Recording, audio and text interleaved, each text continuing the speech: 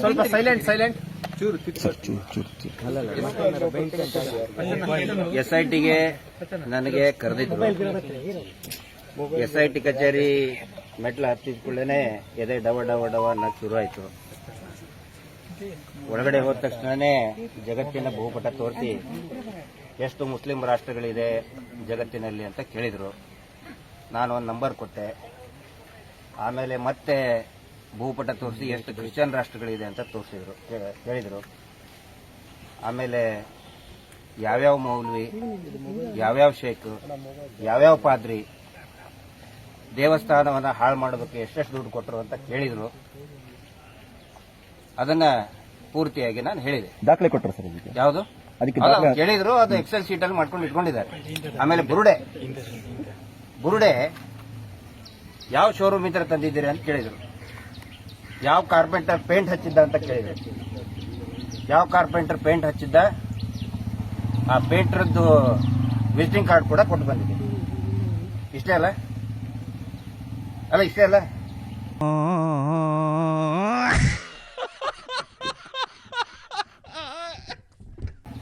Sir, ಕಳೆದ 2 ತಿಂಗಳಿನಿಂದ ನಿಜವಾದ ಘಟನೆಗಳು ಏನು ನಡೆದಿದೆ ನಾನು ನಿಮ್ಗೆ ರಿಕ್ವೆಸ್ಟ್ ಮಾಡ್ಕೊತಾ ಇದ್ದೀನಿ. ನಿಮ್ಮ ಬಗ್ಗೆ ನಮಗೆ ಪ್ರೀತಿ ಇದೆ. 2 ತಿಂಗಳಿಂದ ನಾನು ನೋಡ್ತಾ ಇದ್ದೇನೆ. ಮಳೆ ಇರಲಿ, ಬಿಸಿಲಿರಲಿ, ಎಲ್ಲಾ ಕಡೆ ನೀವು ಓಡಾಡಿ ವರದಿ ಮಾಡ್ತಾ ಇದ್ದೀರಿ. ವಾಸ್ತವ ವರದಿಯನ್ನ ಮಾಡಿ.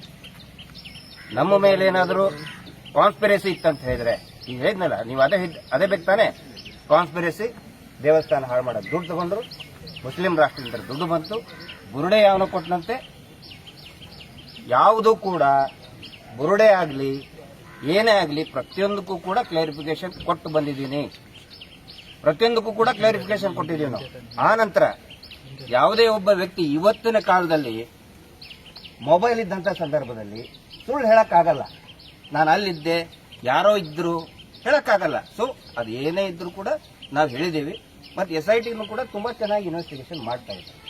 SITನ ಫೇರ್ ಆಗಿ ಮಾಡ್ತಾ ಇದ್ದಾರೆ, ಸೈಂಟಿಫಿಕ್ ಆಗಿ ಮಾಡ್ತಾ ಇದ್ದಾರೆ. ದಯವಿಟ್ಟು ಅದನ್ನು ಮಾಡೋದಕ್ಕೆ ಅವಕಾಶವನ್ನು ಮಾಡಿಕೊಡಿ.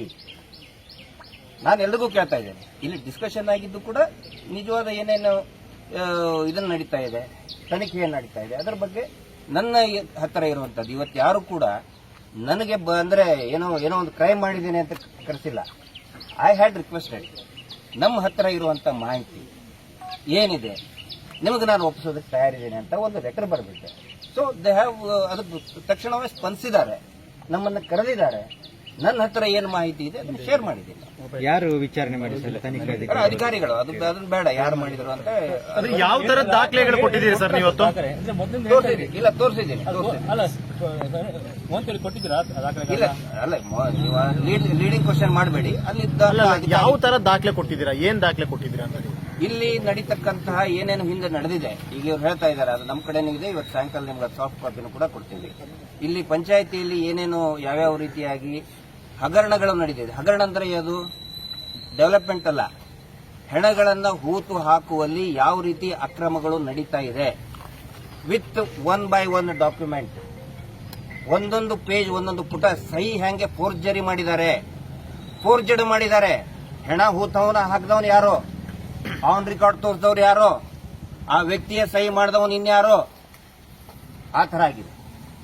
ಅದನ್ನ ನಾವು ತೋರಿಸಿದ್ದೀವಿ.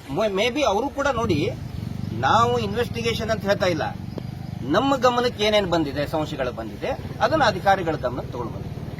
ಈಗ ಈ ಮಾಸ್ಕ್ ಮ್ಯಾನ್ ನ ನೀವು ಅಲ್ಲಿ ಇಟ್ಕೊಂಡಿದ್ರಿ, ಯಾರು ನೀವು ಮಾಸ್ಕ್ ಮ್ಯಾನ್ ನ ತಿಮ್ಮರೋಡಿ ಅವ್ರ ಮನೇಲಿ ಇಟ್ಟಿದ್ರಿ, ಅದ್ರ ರಿಲೇಟೆಡ್ ಆಗಿ ಏನೋ ನಿಮ್ಮ ಪ್ರಶ್ನೆ ಕೇಳಿದ್ರೆ? ಇಲ್ಲ, ಅದು ತಿಮ್ಮರೋಡಿ ಅವರ ಮನೆಯಲ್ಲಿ ಇದ್ದಿದ್ರಿ ಅಂತ ಅದು ಅವರಿಗೆ ಅವ್ರು ಇದು ಮಾಡ್ತಾರೆ. ಸರ್, ಈಗ ಪಂಚಾಯತ್ ಡಾಕ್ಯುಮೆಂಟ್ ಅಲ್ಲಿ ಫೋರ್ಜರಿ ಆಗ್ತಿದೆ ಆಗಿದೆ. ನಾನು ದಯವಿಟ್ಟು ನಿಮಗೆ ರಿಕ್ವೆಸ್ಟ್ ಮಾಡ್ಕೊಳ್ಳೋದು, ದಯವಿಟ್ಟು ಎಲ್ಲಾ ಪತ್ರಕರ್ತರಿಗೆ, ಮಾಧ್ಯಮಗಳಿಗೆ ರಿಕ್ವೆಸ್ಟ್ ಮಾಡ್ಕೊಳ್ಳೋದು, ಕಾನ್ಸ್ಪಿರಸಿ ಥಿಯರಿ ಇದ್ರೆ ಸುಖ ಸುಮ್ಮನೆ ಯಾರ್ಯಾರೋ ಏನೇನೋ ಹೇಳಿದ್ರು ಅಂತ ಹೇಳಿ ಅದೊಂದು ನೆರೇಷನ್ ಬಿಲ್ಡಪ್ ಮಾಡಬೇಡಿ. ಹಂಗ ನಾವೇನಾದ್ರೂ ತಪ್ಪು ಮಾಡಿದ್ರೆ, ನಮ್ಮ ದೇವರದು ಮಂಜುನಾಥ ಅಂತ ಹೇಳಿದ್ರೆ ನನ್ನ ಸ್ವಾಮಿ, ಅದು ನನ್ನ ಸ್ವಾಮಿಗೆ ನಾನೇನು ದ್ರೋಹ ಮಾಡಕ್ಕಾಗಲ್ಲ. ಹಂಗೇನಾದ್ರೂ ಮಾಡಿದ್ರೆ ಇಷ್ಟೊತ್ತಿಗೆ ಅರೆಸ್ಟ್ ಮಾಡಿ ಕಳಿಸ್ತಿದ್ರು ನನಗೆ. ಮಹೇಶ್ ಶೆಟ್ಟಿ ತಿಮ್ಮರೋಡಿಯವರು ಬಂದು ಉತ್ತರ ಕೊಟ್ಟು ಹೋಗಿದ್ದಾರೆ. ಅರೆಸ್ಟ್ ಆಗ್ತಿದ್ವಿ ಇಷ್ಟೊತ್ತಿಗೆ ನಾವು. ಆ ನಂತರ ಇನ್ನೊಂದು ಪ್ರಮುಖ, ನಿನ್ನೆ ನಾವು ಎಲ್ಲರೂ ಸೇರಿ ತೀರ್ಮಾನ ಮಾಡಿದೀವಿ, ನಮ್ಮ ಬಗ್ಗೆ ಹಿಂಗೆ ಸುಳ್ಳು ಅಪಪ್ರಚಾರ ಮಾಡಿ ಜೈಲಿಗೆ ಹಾಕುವುದಾದರೆ ನಾವು ಆಂಟಿಸಿಪೇಟರಿ ಬೇಲ್ ತಗೊಳ್ಳೋದಿಲ್ಲ ಅಂತ ನಾವು ತೀರ್ಮಾನ ಮಾಡಿದೀವಿ. ಮಹಾತ್ಮ ಗಾಂಧೀಜಿಯ ತತ್ವವನ್ನು ಅದನುಸರಿ ಸುಳ್ಳು ಹೇಳಿ ನಮಗೆ ಜೈಲಿಗೆ ಹಾಕ್ತಾರ, ನಾವು ಆಂಟಿಸಿಪೇಟರಿ ತಗೊಳ್ಳಲ್ಲ. ಜೈಲಿಗೆ ಹಾಕ್ತಾರ, ಹಾಕ್ಲಿ. ನೋಡಿ, ಎಲ್ಲಾ ದಾಖಲೆಗಳು ಕೂಡ ಅವ್ರ ಹತ್ರ ಇರ್ತದೆ, ಆಲ್ರೆಡಿ ವೆರಿಫೈ ಮಾಡಿರ್ತಾರೆ. ಏನಾದ್ರೂ ಸಂಚಾಗಿದ್ರೆ, ಏನಾದ್ರೂ ಸುಳ್ಳು ಹೇಳಿದ್ರೆ ಅವ್ರು ನಮ್ಮನ್ನ ಕರೆಯೋದಲ್ಲ, ನಾವಾಗೆ ರಿಕ್ವೆಸ್ಟ್ ಮಾಡ್ಕೊಂಡಿದ್ವಿ, ಸರ್ ನಮ್ಮನ್ನು ಕರೀರಿ. ನಾವು ಹೇಳಿದ್ವಿ ಇನ್ನೂ ಒಂದು 10 ಸಾರಿ ಕರೆದ್ರು ಕೂಡ ಬರ್ತೀವಿ ಅಂತ ಹೇಳಿ. ಇಲ್ಲಿ ಅಕ್ರಮಗಳಾಗಿದ್ದು ನಿಜ ಸರ್. ಸಾಕಷ್ಟು ಜನ ಹೆಣ್ಮಕ್ಳು 10-15 ವರ್ಷದ ಹುಡುಗಿಯರು ಅವತ್ತಿಂದ ಅವತ್ತೇನೆ ದಫನ್ ಮಾಡ್ತಾರೆ. ದಯವಿಟ್ಟು ಅದನ್ನ ಕನ್ಸಿಡರ್ ಮಾಡಿರಿ. ಇನ್ವೆಸ್ಟಿಗೇಷನ್ ಮತ್ತೆ ಈ ಮಾಧ್ಯಮದಲ್ಲಿ ಪ್ರಸಾರ ಮಾಡಬೇಕಾದ್ರೆ ನಮ್ಮ ಹತ್ರ ದಾಖಲೆಗಳಿದೆ, ಪಂಚಾಯಿತಿ ಕೊಟ್ಟಂತ ಅಧಿಕೃತ ದಾಖಲೆಗಳಿದೆ. ಅವತ್ತು ಡೆಡ್ ಬಾಡಿ ಬೀಳ್ತದೆ, ಅವತ್ತೇ ದಫನ್ ಮಾಡ್ತಾರೆ. 302 ಮರ್ಡರ್ ಕೇಸ್ ಮಾಡ್ತಾರೆ, ಅವತ್ತೇ ದಫನ್ ಮಾಡ್ತಾರೆ. ಸೊ ಅವು ಎಲ್ಲವೂ ಕೂಡ ಚರ್ಚೆಯ ವಿಷಯ ಆಗಬೇಕು. ಈಗ ಒಂದ್ ಕಡೆ ಸುಜಾತಾ ಭಟ್ ಎನ್ಕ್ವೈರಿ ಆಗ್ತಿದೆ.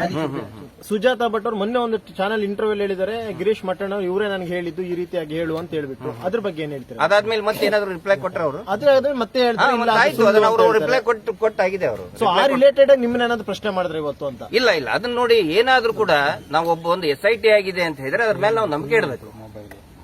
ಅವರು ಅದನ್ನ ಲೆಟ್ ದಮ್ ಗಿವ್ ಕ್ಲಾರಿಫಿಕೇಶನ್. ಅನನ್ಯ ಭಟ್ ಇರೋದು ನಿಜಾನ ಸುಳ್ಳ ನನಗೆ ಗೊತ್ತಿಲ್ಲ ಸರ್. ಈಗ ಚಿನ್ನಯ್ಯ ಆರಂಭದಲ್ಲಿ ಹೇಳಿರುವ ಹೇಳಿಕೆಗಳು ಈಗ ಇನ್ವೆಸ್ಟಿಗೇಷನ್ ಅಲ್ಲಿ ಹೇಳ್ತಾ ಇರೋದು ಏನಾದ್ರು ಚೇಂಜಸ್ ಇದೆಯಾ? ನೀವು ಮೊನ್ನೆ ಲೈವ್ ಬಂದಾಗ್ಲೂ ಅದನ್ನ ಮೆನ್ಷನ್ ಮಾಡಿದಿರಿ. ಅಲ್ಲ, ಅದಕ್ಕೆ ನೋಡಿ, ಮುಂಚೆ 164 ನಲ್ಲಿ ಏನ್ ಕೊಟ್ಟಿದ್ದ, ಈಗ ಏನು ಚೇಂಜಸ್ ಆಗಿದೆ, ನನಗನ್ಸಿದ ಮಟ್ಟಿಗೆ ಯಾವುದೇ ಮೇಜರ್ ಚೇಂಜಸ್ ಆಗಿಲ್ಲ ನನಗನ್ಸಿದ ಮಟ್ಟಿಗೆ. ಹೌದಾ? ಅವೆಲ್ಲವೂ ಕೂಡ ಕೆಲವು ಅನೇಕ ಒಂದಿಷ್ಟು ಕಟ್ಟುಕತೆಯನ್ನು ಕೂಡ ಅದರಲ್ಲಿ ಬರ್ತಾ ಇದೆ. ಅದನ್ನ ಆ ಕಟ್ಟುಕತೆ ನೋಡಿ ನಾನು ಸ್ಟೇಟ್ಮೆಂಟ್ ಕೊಡಕ್ಕಾಗಲ್ಲ. ಅಲ್ಲ, ಈಗ ಮತ್ತೊಂದು FIR ಮಾಡಿದ್ದಾರೆ, ಅದರಲ್ಲಿ ಹೇಳಿದ್ರೆ ಸುಳ್ಳು ಸಾಕ್ಷಿಗಳನ್ನು ಸಂಗ್ರಹ ಮಾಡುವಂತದ್ದು ಅಥವಾ ಸೃಷ್ಟಿ ಮಾಡುವಂತದ್ದು. ಅಲ್ಲ ಸರ್, ಒಂದ್ ನಿಮಿಷ, ನನ್ ಮೇಲೆ ಹಣೆ ಇಟ್ಟೇಳು, ನನ್ ಮೇಲೆ ಹಣೆ ಇಟ್ಟೇಳು. ಮತ್ತೊಂದು FIR ಮಾಡಿದಾರ ಈಗ ನಿಮ್ಗೆ ಗೊತ್ತಿದೆ? ಹೌದು. ಹರೀಶ್ ಅವ್ರು ಹೌದು. ಹೊಸ FIR ಮಾಡಿದಾರ ಅಥವಾ ಹಳೆ FIR ನಲ್ಲಿ ಏನಾದ್ರು ಹೇಳಿದ್ರೆ ಹೊಸ FIR ಅಂತ?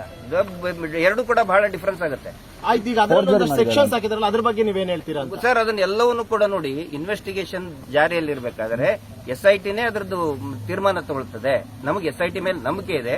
ಎಲ್ಲರಿಗೂ ಒಂದೇ ಮಾತು ನಾನು ಹೇಳೋದು, ದಯವಿಟ್ಟು SITಗೆ ಫ್ರೀ ಅಂಡ್ ಫೇರ್ ಆಗಿ ಇನ್ವೆಸ್ಟಿಗೇಷನ್ ಮಾಡೋದಕ್ಕೆ ಅವಕಾಶ ಕೊಡಿ. ನೀವು ಮಾಸ್ಕ್ ಮ್ಯಾನ್ ನಮ್ ಜೊತೆ ಅಲ್ಲ, ನಮ್ ಜೊತೆನೆ ಅವ್ರು ಇರೋದು ಅಂತ ಲಾಸ್ಟ್ ಟೈಮ್ ನೀವೇ ಹೇಳಿದ್ರಿ. ಅವ್ರ ಹಿಂದೆ ನಾವೇ ಹೌದು. ಸೊ ನೀವು ಅವ್ರ ಪರವಾಗಿ ನೀವು ವಾದಾನುಗಳು ಮಾಡ್ತಿದ್ರಿ. ಪರವಾಗಿ ವಾದ ಅಂದ್ರೆ ಪರವಾಗಿ ಮೀನ್ಸ್ ಅತ್ ಹೇಳ್ತಿರೋದು ನಿಜ, ಹೌದು, ಒಂದು ತನಿಖೆ ಆಗ್ಬೇಕು ಅಂತ. ಈಗ ತನಿಖೆ ವೇಳೆ ಆತನೇ ಹೇಳ್ತಿರೋ ಸುಳ್ಳು ಅಂತ ಒಂದಷ್ಟು ಸೆಕ್ಷನ್ಸ್ ಆಡ್ ಮಾಡಿದಾರಲ್ಲ, ಇದ್ರ ಬಗ್ಗೆ? ಹೌದು, ಅದಕ್ಕೆ ನಮ್ದು ಕೂಡ ಅದೇ ಪ್ರಶ್ನೆ ಇದೆ. ಸಡನ್ ಆಗಿ ಅವನು ಚೇಂಜ್ ಮಾಡೋದಕ್ಕೆ ಅದ್ರ ಹಿಂದೆ ಯಾರಿದ್ದಾರೆ, ಯಾರು ಸಂಚು ರೂಪಿಸಿದ್ದಾರೆ? ಅಲ್ಲ, ಅವನು ಪೊಲೀಸ್ ಕಸ್ಟಡಿಯಲ್ಲಿ ಇರುವಾಗ ಹೇಗೆ ಅವನು ಬೇರೆ ಪೊಲೀಸ್ ಕಸ್ಟಡಿಯಲ್ಲಿ ಇದ್ದಿದ್ದಿಲ್ಲ. ಅವನು ಈಗ 3-4 ದಿನ ಆಯ್ತು ಪೊಲೀಸ್ ಕಸ್ಟಡಿಗೆ ಬಂದು. ಇಲ್ಲ ಸರ್, ಅವರು ಮಹೇಶ್ ಶೆಟ್ಟಿ ಮನೆಯಿಂದ ನೇರವಾಗಿ ಬಂದಿರುವಂತದ್ದು ಪೊಲೀಸ್ ಕಸ್ಟಡಿಗೆ. ಆಮೇಲೆ ಎಲ್ಲಿ ಹೋಗಿರ್ಬೋದು, ನೀವು ಯಾರು? ಅದಕ್ಕೆ ಅದನ್ನ ತನಿಖೆ ಆಗ್ಬೇಕಲ್ಲ ಸರ್. ನಾನು ಇನ್ವೆಸ್ಟಿಗೇಟಿಂಗ್ ಆಫೀಸರ್ ಅಲ್ಲ. SIT ಅವರಾಗ್ಲಿ ಅಥವಾ ಸಂಬಂಧಪಟ್ಟಂತ ಅಧಿಕಾರಿಗಳು ತನಿಖೆ ಮಾಡಬೇಕಾಗುತ್ತೆ. ಬ್ರೈನ್ ವಾಶ್ ಮಾಡಿದಾರೆ ಅಂತ ಹೇಳ್ತೀರಾ ನೀವು? ಯಾರು? ನಮ್ಗೆ ಆತರ ಸಂಶಯ ಬರ್ತಾ ಇದೆ. ಮಾಡಿರ್ಬೋದು ಅಂತ? ಇಲ್ಲ ಸರ್, ನಾನು ಅಂತೆ ಕಂತೆ ಹೌದು ಬಹುದಕ್ಕೆ ನಾನು ಉತ್ತರ ಕೊಡಲ್ಲ. ಸಂಶಯ ಬರ್ತಿರೋದು ನಿಜ ಅಂತ ಇಂಥವ್ರು ಇರಬಹುದು ಅನ್ನೋದೊಂದು ಯೋಚನೆ ಇರುತ್ತಲ್ಲ. ಅದನ್ನ ಹೇಳಿದ್ರೆ ನೀವು ಪ್ರಸಾರ ಮಾಡ್ತೀರಾ? ನಿಜ ಹೇಳಿದಕ್ಕೆ ನಿಮಗೆ ತಿಕ್ಕ ಉರಿದೋಯ್ತಾ ಅಂತ ಹೇಳ್ತೀರಿ, ಅದನ್ನ ಮಾತಾಡೋದಿಲ್ಲ. ಸರ್, ಈಗ ಚಿನ್ನಯ್ಯ ಕುಟುಂಬಸ್ಥರು ಹೇಳೋದು ನೀವೆಲ್ಲ ಅವನಿಗೆ ಹಣ ಕೊಟ್ಟು ಆತರ ಹೇಳಿಕೆಯನ್ನು ಕೊಡಿಸಿದ್ದೀರಿ ಅಂತ ಹೇಳಿ, ಇದಕ್ಕೆ ಸರ್ ಹಣ ಕೊಟ್ಟು ಮಾಡಿದ್ದಂತ ಹೇಳಿದ್ರೆ ನೋಡಿ, ಅದು ಎಲ್ಲಾದ್ರೂ ಒಂದ್ ಕಡೆ ರಿಫ್ಲೆಕ್ಟ್ ಆಗ್ಬೇಕಲ್ಲ. ಅದು ರಿಫ್ಲೆಕ್ಟ್ ಆಗ್ಬೇಕಲ್ಲ. ನಾನು ಕೂಡ ಪೂರ್ತಿಯಾಗಿ ನಂದು ಅಕೌಂಟ್ ಓಪನ್, ಎಲ್ಲಾನು ಕೂಡ ನಂದು ಓಪನ್ ಆಗಿನೇ ಇದೆ. ನಂದಾಗ್ಲಿ ಇನ್ಯಾರ್ದು ಆಗ್ಲಿ. ಟಿವಿಯಲ್ಲಿ ಬರ್ತಾ ಇದೆ 2 ಲಕ್ಷ ಅಂತ. ಸರ್ 2 ಲಕ್ಷ ಏನು 2 ಕೋಟಿ? ಮುಂಚೆ ನಮ್ಮ ಮೇಲೆ ಮಾಡಿದ ಆರೋಪ ಏನು? ಕೋಟ್ಯಾಂತರ ರೂಪಾಯಿ ಬಂತು ದುಬೈಯಿಂದ, ಕ್ರಿಶ್ಚಿಯನ್ ದೇಶದಿಂದ ಬಂತು.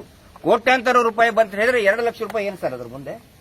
ಸೊ ದಯವಿಟ್ಟು ಅದನ್ನ ಇದು ಮಾಡಕ್ ಹೋಗಬೇಡಿ. ಇಂಥಲ್ಲಿ ಸಾಕಷ್ಟು ಜನ ಸತ್ತು ಹೋಗಿದ್ದಾರೆ, ಅದರ ದಾಖಲೆಗಳು ಇದೆ. ಆನಂತರ ಅದರಲ್ಲಿ ಅವ್ಯವಹಾರ ನಡೆದಿದೆ. ಅವ್ಯವಹಾರ ಅಂತ ಹೇಳಿದ್ರೆ ಆ ಫೋರ್ಜರಿ ನಡೆದಿದೆ. ಆಗಲೇ ತಾವು ಕೇಳಿದ್ರಲ್ಲ, ಫೋರ್ಜರಿ ನಡೆದಿದೆ. ಯಾರ್ದೋ ಯಾರ್ದೋ ಮಾಡಿ ಹಣವನ್ನ ಹೂತಾಕಿದ್ದಾರೆ. ಅದರ ದಾಖಲೆಗಳನ್ನು ಕೂಡ ನಾನು ಇವತ್ತು ಒಂದಿಷ್ಟು ಹಂತದಲ್ಲಿ ಗಮನಕ್ಕೆ ತಗೊಂಡು ಬಂದಿದ್ದೆ. ಬಿಜೆಪಿ ಆರೋಪ ಮಾಡ್ತಿರೋದು ನೀವೆಲ್ಲ ಸೇರಿ ಧರ್ಮಸ್ಥಳವನ್ನ ಹಾಳು ಮಾಡೋಕೆ ಹೊರಟಿದ್ದೀರಿ ಅಂತ ಹೇಳಿ, ಏನು ಉತ್ತರ ಕೊಟ್ಟಿದ್ದೀರಿ?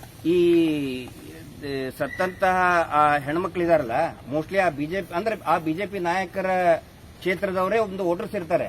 ಅದಕ್ಕೆ ಅವ್ರು ಉತ್ತರ ಕೊಡಬೇಕು. ಅವ್ರು ಮಾಡೋ ಕೆಲಸ ನಾವು ಮಾಡ್ತಾ ಇದ್ದೀವಿ. ಧರ್ಮಸ್ಥಳ ಕ್ಷೇತ್ರ ನಮ್ಮದು. ನಾವು ಕ್ಷೇತ್ರದ ಬಗ್ಗೆ ಇಲ್ಲಿ ಇನ್ನೂವರೆಗೂ ಕೂಡ ಮಾತಾಡಿಲ್ಲ. ನಮ್ಮ ದೇವರು ಅಗಳ ಹೇಳಿದ್ನಲ್ಲ, ಮಂಜುನಾಥ ಸ್ವಾಮಿ ನನ್ನ ಸ್ವಾಮಿ. ಅವನು ಇಲ್ಲಿ 15 ವರ್ಷದ ಒಂದು ಹುಡುಗಿ ಬೆಳಗ್ಗೆ ಸಾಯ್ತಾಳೆ. ಆ ನಂತರ ಅಟ್ ದ ಸೇಮ್ ಟೈಮ್ 40 ವರ್ಷದ ಒಬ್ಬ ಈ ಪುರುಷನ ದೇಹ ಒಂದೇ ದಿನ ಒಂದೇ ಅರ್ಜಿಯಲ್ಲಿನೇ ವಿಲೇವಾರಿ ಮಾಡ್ತಾರೆ. ಅಂದ್ರೆ ಅಪ್ಪ ಮಗಳು ತಾನೆ, ಅಪ್ಪ ಮಗಳದು, ಅಪ್ಪಂದು ಅಸಹಜ ಸಾವು, ಮಗಳದು ಕೊಲೆ ಯಾವ ತನಿಖೆನೂ ಆಗಲ್ಲ. ಇದು ದೇವಸ್ಥಾನಕ್ಕೆ ಅಪಚಾರನ? ಅಷ್ಟೇ.